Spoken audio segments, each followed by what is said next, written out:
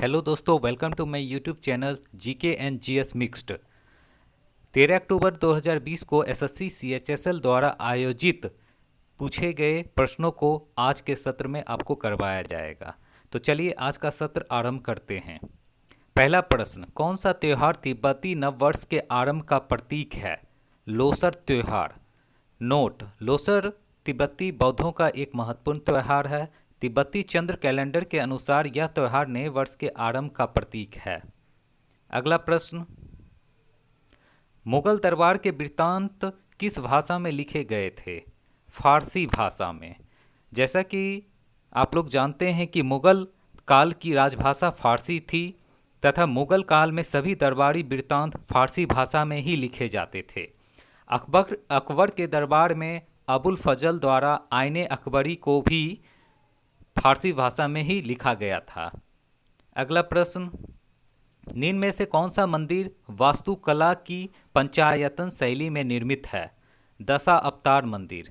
Note: पंचायतन शैली मंदिर निर्माण शैली है। इस शैली के अंतर्गत चारों कोनों पर सहायक मंदिर और मध्य में मुख्य मंदिर होता है। मध्य प्रदेश राज्य के झांसी में दशा अवतार मंदिर स्थित है। अगला प्रश्न, भारत में पहला एनालॉग कंप्यूटर किसने डिजाइन किया था? समरेंद्र कुमार मित्रा ने।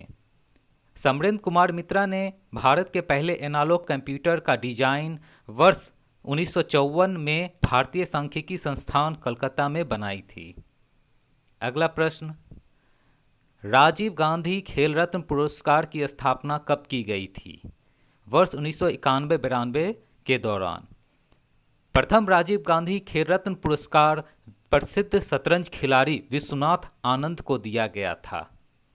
अगला प्रश्न, कौन सा ग्रह सल्फ्यूरिक एसिड के घने सफ़ेद और पीले बादल से बना है? शुक्र ग्रह। इसे वीनस प्लैनेट भी कहते हैं। इसे भोर का तारा और सांझ का तारा भी कहा जाता है। अगला प्रश्न, citizen Delhi my life my times पुस्तक किस प्रमुख नेता द्वारा लिखी गई थी? शीला दीक्षित के द्वारा लिखी गई थी। शीला दीक्षित पूर्व में दिल्ली की मुख्यमंत्री रह चुकी हैं। अगला प्रश्न, वर्ष 2011 की जनगणना के अनुसार भारत का सबसे कम आबादी वाला राज्य कौन सा है? सिक्किम। सिक्किम की राजधानी गंगटोक है। अगला प्रश्न, मोतीलाल नेहरू एवं 8 अन्य कांग्रेस नेताओं ने भारत के संविधान का प्रारूप किस वर्ष तैयार किया था? तो वर्ष 1928 ईस्वी में मोतीलाल नेहरू एवं 8 अन्य कांग्रेसी नेताओं ने भारत के संविधान का प्रारूप तैयार किया था। अगला प्रश्न, कौन सा भारतीय पर्वत विशालकाय पिरामिड जैसा दिखाई देता है और इसका एक क्षेत्र समतल शिखर है तथा इसमें 2 चोटियां हैं? कामेट पर्वत। नोट: कामेट पर्वत उत्तराखंड के गढ़वाल मंडल का दूसरा सबसे ऊंचा पर्वत है जो विशालकाय पिरामिड के समान है। उत्तराखंड के गढ़वाल मंडल का पहला ऊंचा पर्वत नंदा देवी है। अगला प्रश्न, भारत के संविधान के अनुच्छेद 49 में क्या प्रावधान है? अनुच्छेद 49 में स्मारकों एवं स्थानों तथा प्राकृतिक महत्व की वस्तुओं का संरक्षण से संबंधित है। अनुच्छेद 49 के अनुसार राष्ट्रीय महत्व वाले घोषित किए गए कलात्मक या ऐतिहासिक अभिरुचि वाले प्रत्येक स्मारक या स्थान या वस्तु या का यथास्थिति विरूपण, विनाश, अपसारण, व्यसन या निर्यात से संरक्षण करना राज्य की बाध्यता होगी। अगला प्रश्न, निम्नलिखित में से कौन सा सुमेलित नहीं है? हिंदुस्तान एरोनॉटिक लिमिटेड नवरत्न कंपनियां हैं, यह सुमेलित है। इंडियन ऑयल कॉरपोरेशन लिमिटेड महारत्न कंपनियां हैं, ये भी सुमेलित है। एयरपोर्ट अथॉरिटी ऑफ इंडिया नवरत्न कंपनियां हैं, ये सुमेलित नहीं है क्योंकि एयरपोर्ट अथॉरिटी ऑफ इंडिया प्रथम श्रेणी मिनी रत्न कंपनी है। अब भारत संचार निगम लिमिटेड BSNL, ये मिनी रत्न कंपनियां हैं, ये भी सही है।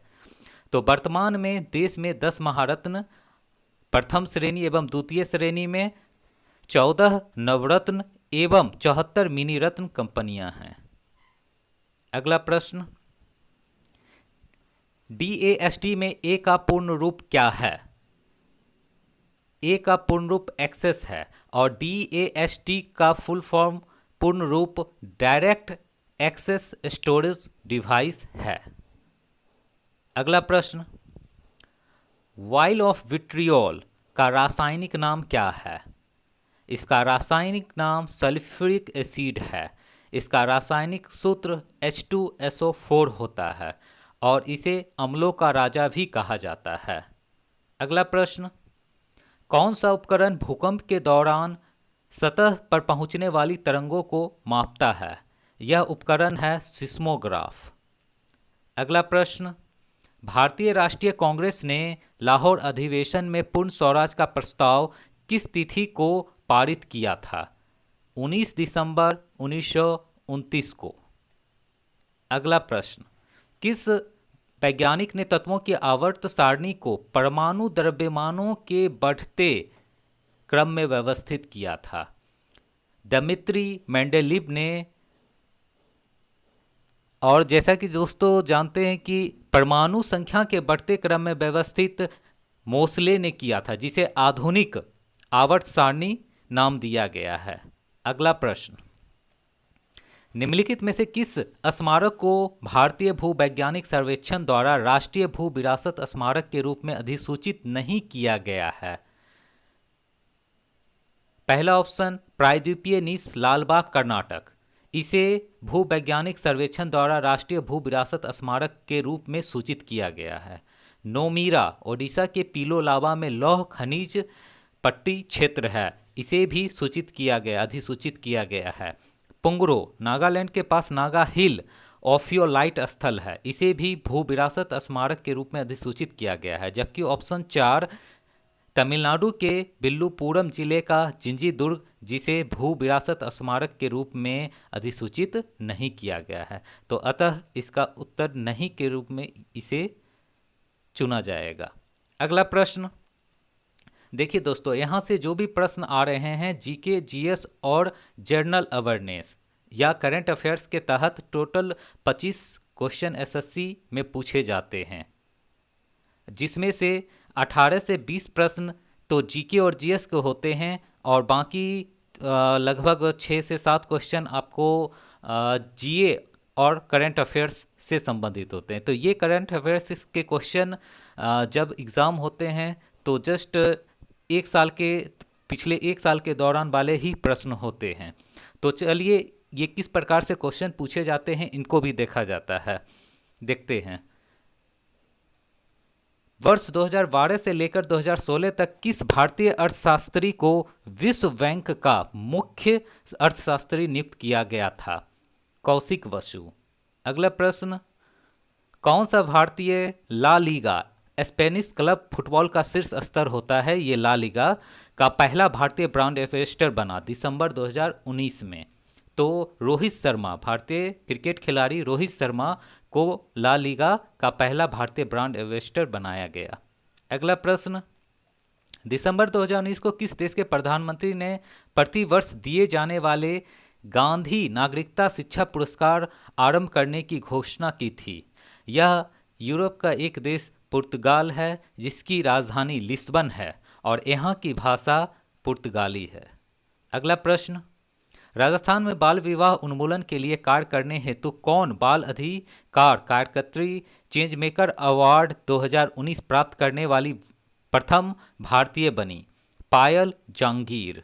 Note, change maker award Bill and Melinda Gates foundation के द्वारा दिया जाने वाला पुरस्कार है। अगला प्रश्न, global fire power nations index 2019 के अनुसार सैन्य शक्ति के रूप में भारत का विश्व में कौन सा स्थान है? तो सैन्य शक्ति के रूप में भारत का विश्व में चौथा स्थान है। अगला प्रश्न, झारखंड के 11वें मुख्यमंत्री के रूप में दिसंबर 2019 में किसने शपथ ली थी? हेमंत सोरेन ने। अगला प्रश्न, फरवरी 2019 में भारत के किस पूर्व खिलाड़ी को sports star life time achievement award से सम्मानित किया गया था? प्रकाश पादुकोण को। तो दोस्तों इन जीके और जीएस और करंट अफेयर्स के कुल 25 क्वेश्चनों को किस प्रकार के एसएससी अपने एग्ज़ाम में पूछते हैं, तो इसे आप समझिए और मैं आगे के वीडियो को भी अपडेट करूंगा। तो thank you for watching this video.